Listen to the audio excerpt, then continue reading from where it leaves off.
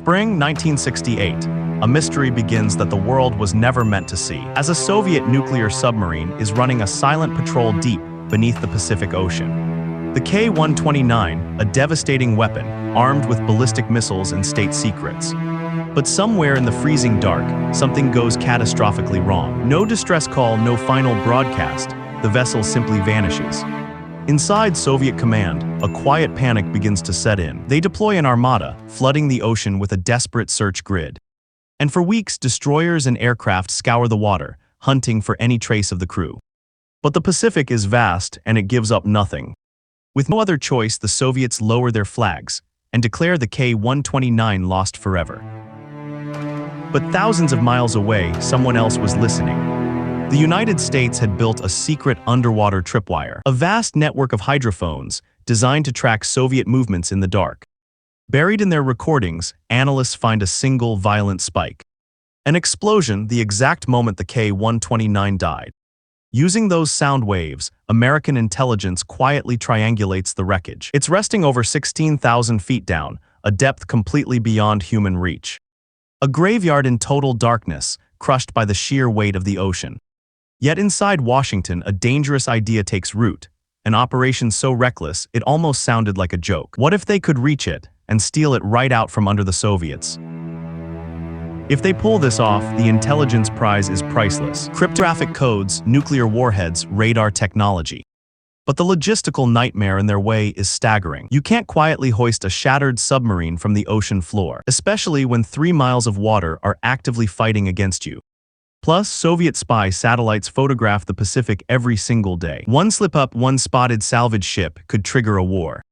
The CIA needs a cover story so absurd that nobody will question it. An illusion big enough to hide an impossible engineering feat.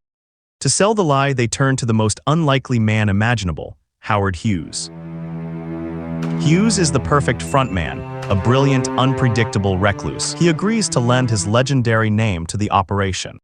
And soon after, Hughes shocks the press with a bizarre announcement. He claims he's going to mine the deep ocean floor for rare minerals. To do it, he commissions a state-of-the-art vessel, the Hughes Glomar Explorer. The official story is it's designed to harvest manganese nodules from the seabed. Literal rocks, but the media is told they hold enormous industrial value.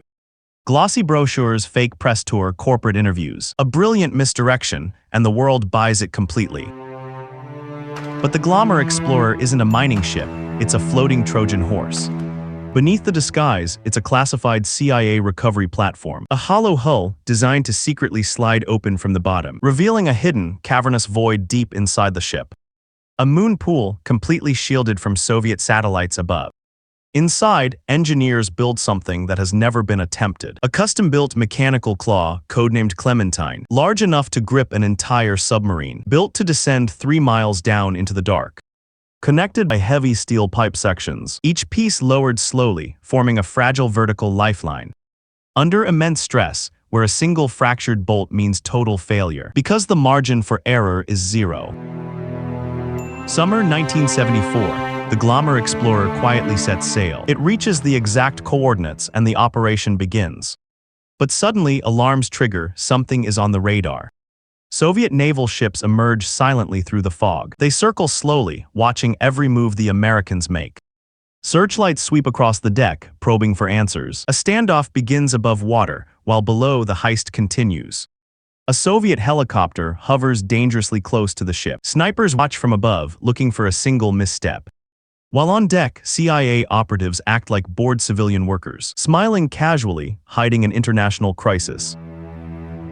3 miles down, the claw enters total darkness, blindly searching the ocean floor for the wreck. Finally, the steel fingers close around the submarine hull. Winches shriek and strain, lifting thousands of tons. It's working until a loud, violent crack echoes through the deep. The shattered hull simply can't handle the stress.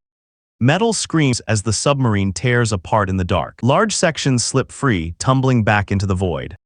Missiles and wreckage plummet to the abyssal floor, and in seconds, 2/3 of the sub is lost forever. Only a small section remains trapped inside the claw, and the CIA quietly secures what little they recovered. But even in failure, they hold secrets no one else possesses. The mission ends, buried behind layers of classification. Officially, nothing unusual ever happened in the Pacific, but secrets like this rarely stay buried. A year later, journalists begin pulling at the threads, following whispers of a stolen Soviet nuclear submarine. As the media prepares to break the story, panic rises in the CIA. They are trapped, they can't confirm the theft without risking retaliation. But outright denying it could be illegal, so they draft a perfectly calculated legal shield. We can neither confirm nor deny that information exists. And that sentence became its own kind of weapon, a shield for the secrets we were never meant to know. Thanks for watching. Please subscribe to The Scale Factor.